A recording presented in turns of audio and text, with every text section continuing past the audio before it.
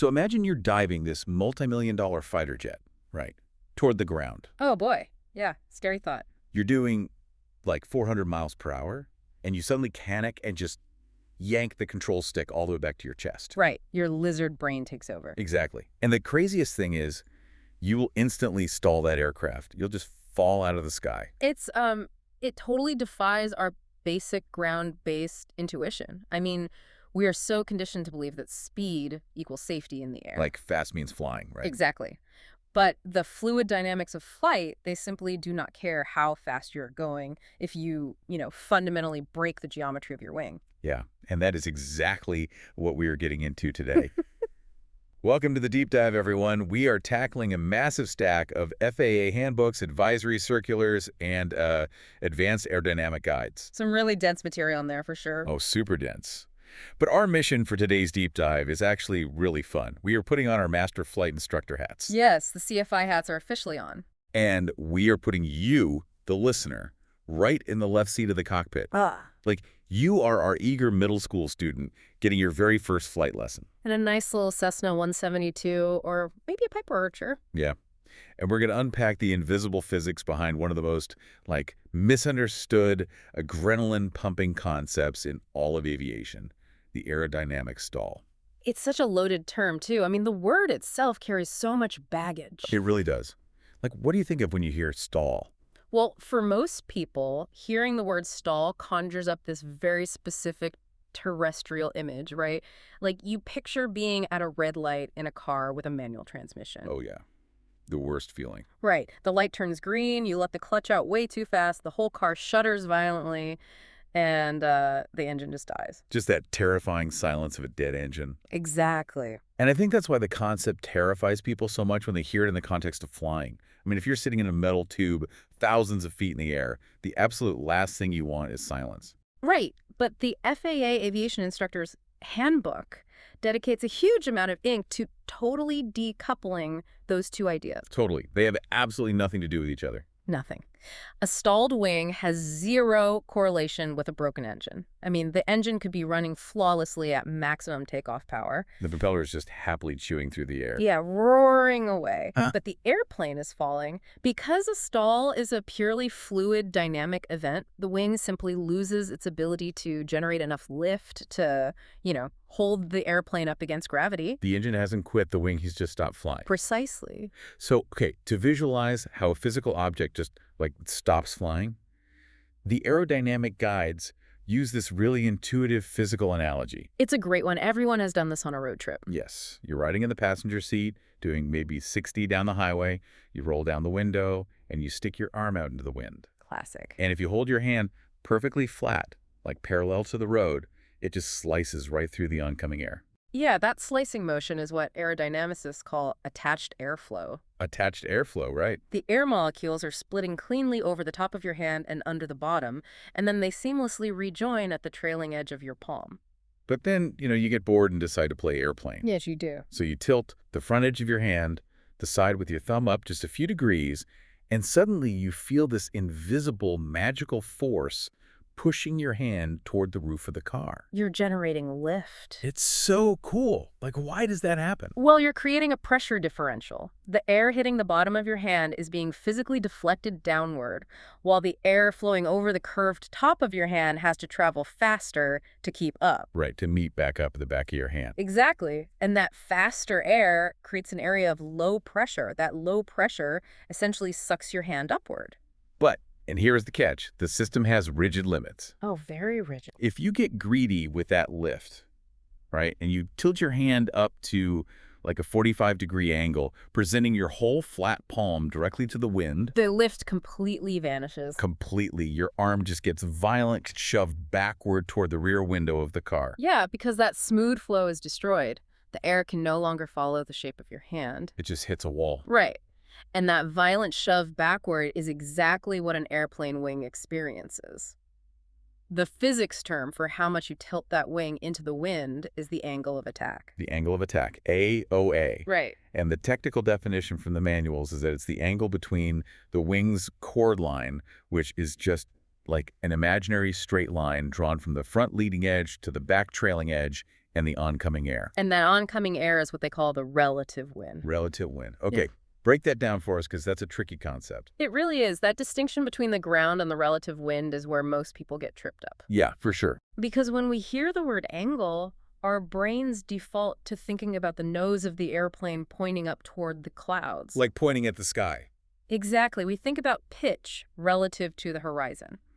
But the airplane does not care where the ground is. It doesn't know where the ground is. Right. It only cares where the air is coming from. Okay, so if an airplane is flying straight and level, the relative wind is hitting it directly on the nose. Yes. But if the airplane is in a vertical dive, falling straight down, the relative wind is rushing straight up from the ground. You got it. The angle of attack is just how the wing is angled against whatever specific direction that air is flowing from. And every single wing ever manufactured Yeah. has a mathematical breaking point, right? Yes, a critical angle of attack. So for our student listener, in their training aircraft, like the Cessna 172, what is that number? For those planes, that critical angle sits somewhere between 16 and 20 degrees. Okay. As long as you stay below that angle, the boundary layer of air hugs the curve of the wing beautifully, the plane flies. But the moment you tilt that wing past that, say, 18-degree mark, The air essentially refuses to make that sharp of a turn over the top of the wing. It physically detaches from the aluminum. it detaches. And I love the washing machine visual for this. Oh, it's perfect. Yeah, below the critical angle, you have this pristine, smooth slide of air gliding over the wing. But the second you cross the threshold, that smooth slide instantly shatters. It just breaks apart into a chaotic, bubbling, turbulent washing machine of swirling eddies. Swirling eddies everywhere. And the wing stops acting like an airfoil and starts acting like a brick wall dragging through the sky. Which brings us to the deeper mechanics of why the airplane physically reacts the way it does when that separation happens. Because it's not just, like, dropping straight down smoothly, right? No, not at all. It's a dramatic, violent shift in the forces acting on the entire airframe. When the air detaches, the center of pressure on the wing actually migrates backward. And just to clarify, center of pressure meaning the focal point where all that invisible lifting force is concentrated on the wing. Correct. As the angle gets steeper and the airflow becomes turbulent, that lifting force slides toward the rear of the wing. Oh, wow.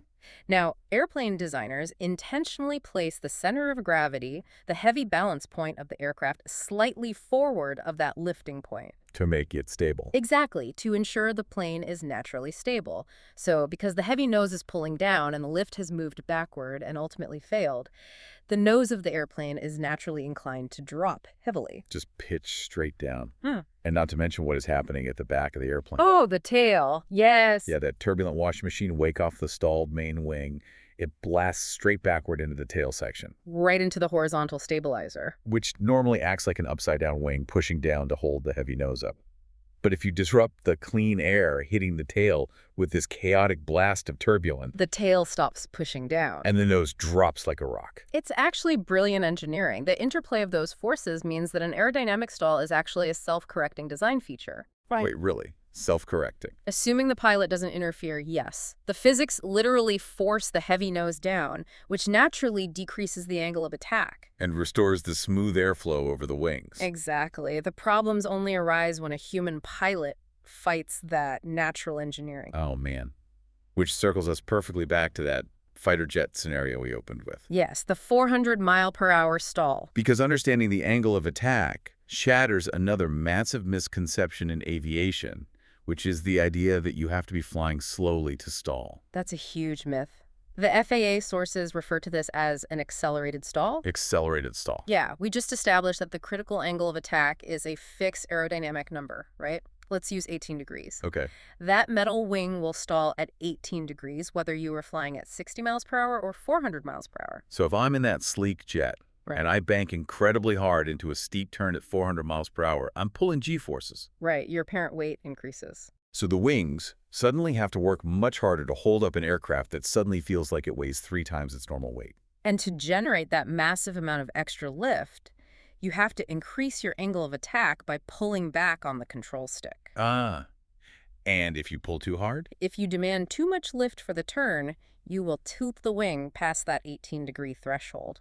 The air detaches. The wing stalls, even at 400 miles per hour. Yes. Because the relative wind is hitting the wing at 19 degrees, you fall out of the sky. That is wild. Speed is not an immunity shield at all. Not at all. It is all about the geometry of the wing meeting the air. Okay, so let's translate these invisible physics into the sensory reality of the cockpit.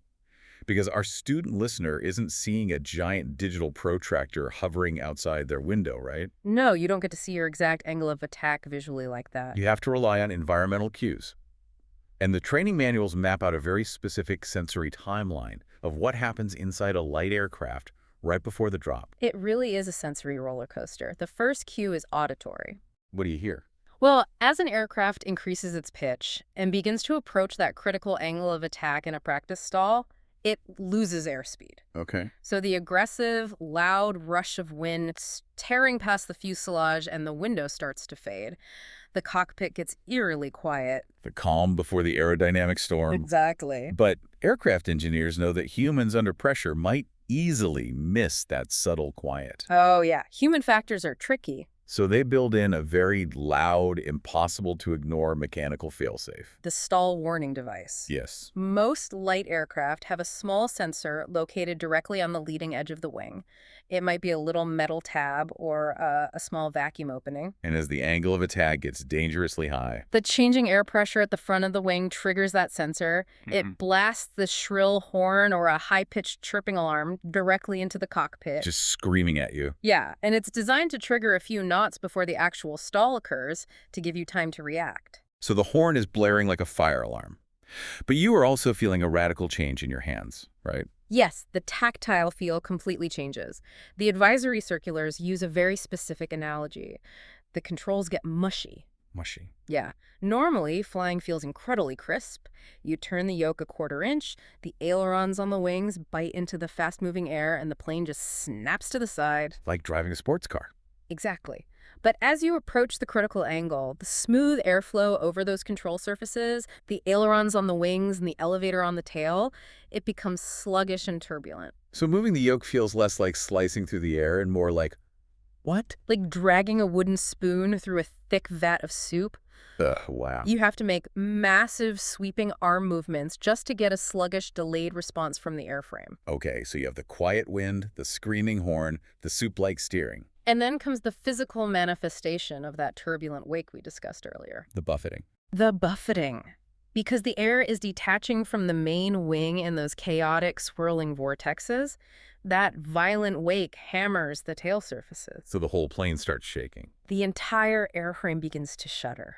It's this deep mechanical vibration that you feel rattling right through the floorboards and into your seat cushion. The horn, the mush, the shakes, and then the grand finale. The wing finally gives up. The center of pressure shifts, the tail loses its downforce, and the nose violently pitches down toward the earth. And for a student pilot experiencing this for the very first time, it mirrors the exact sensation of cresting the peak of a roller coaster. Oh, that sudden, weightless, stomach-dropping plunge. Yes, which triggers one of the most dangerous psychological phenomena in human aviation. Because when the nose of an airplane drops violently toward the terrain below, the ancient human survival instinct just screams. Pull up, get away from the ground. But we just learned that's the worst thing you can do. It is the absolute worst thing. If the nose dropped because the wing was tilted too high into the wind, Then physically pulling back on the yoke to raise the nose is literally just tilting the wing even higher. you are forcing the airfoil deeper into the stalled condition.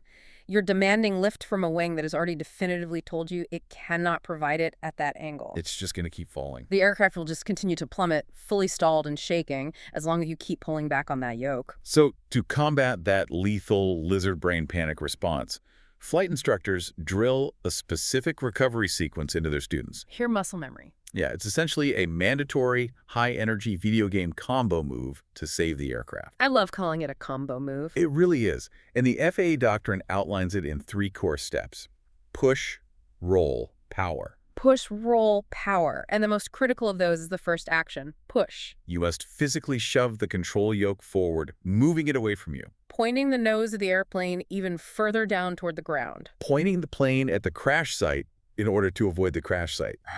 That is profoundly counterintuitive.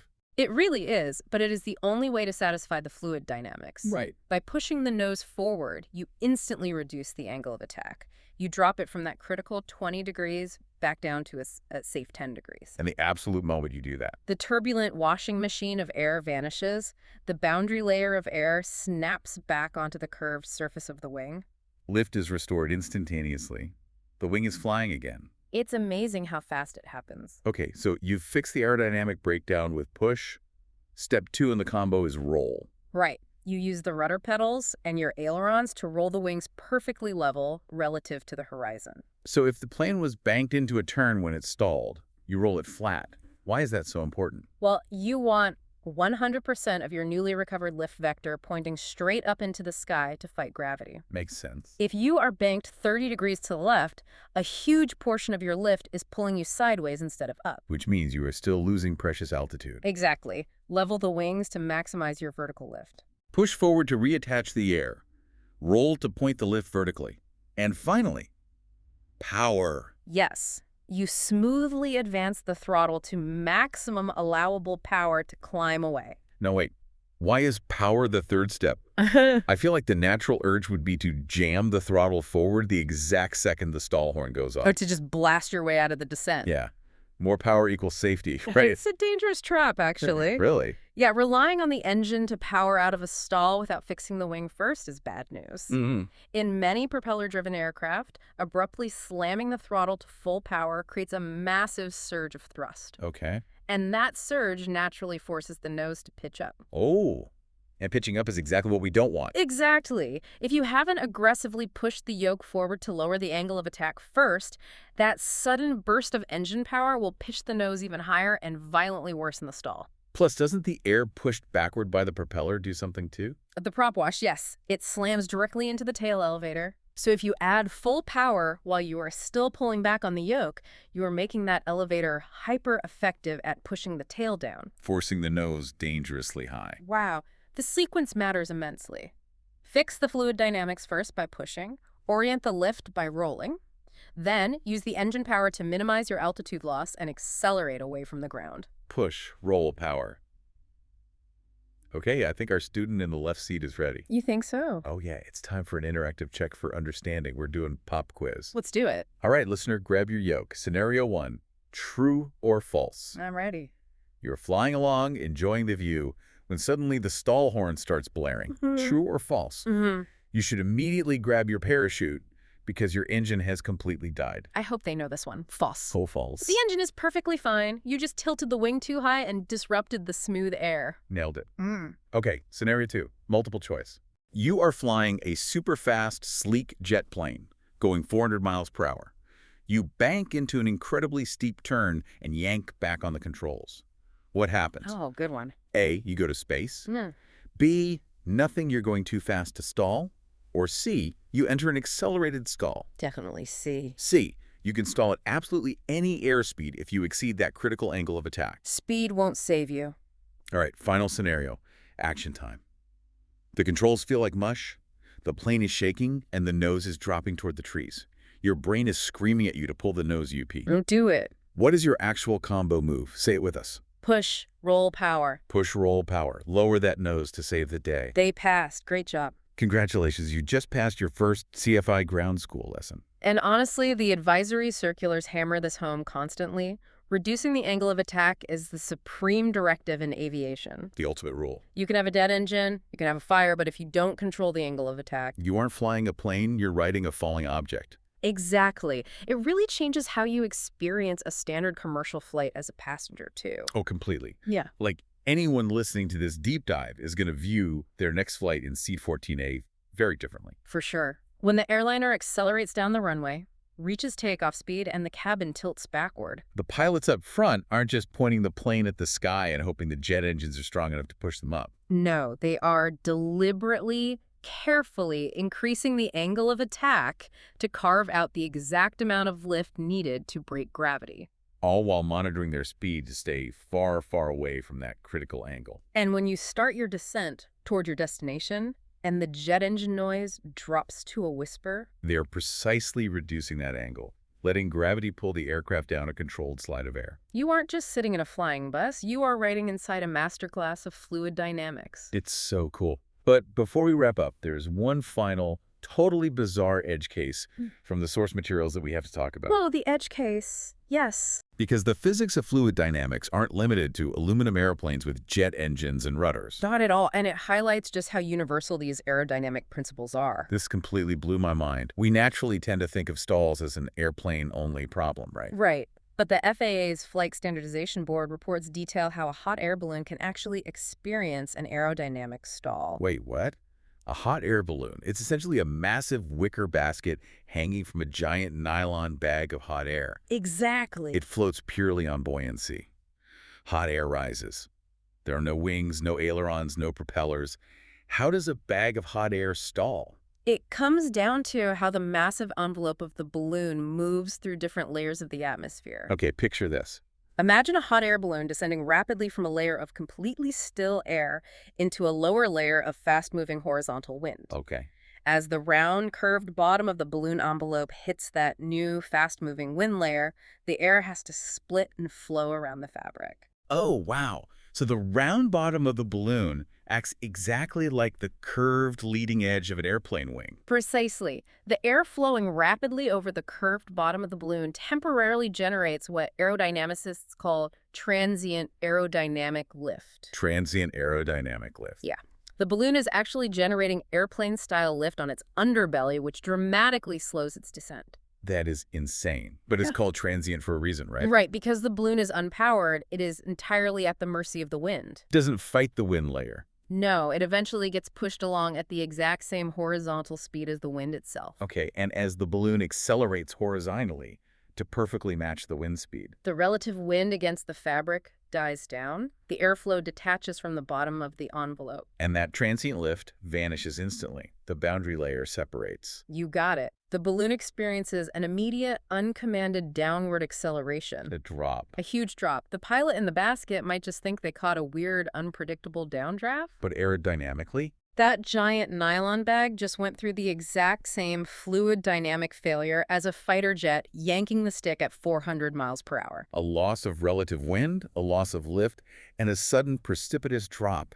That is just incredible to realize. The rules of the air do not care about the vehicle. Whether it's a carbon fiber jet, a training Cessna, a giant bag of hot air, or just your hand sticking out the window of a car on the highway. The air behaves exactly the same way. Respect the angle of attack, manage the fluid dynamics, and the air will carry you. But disrespect it, and gravity always wins the argument. Always. That is a fantastic principle to land on today.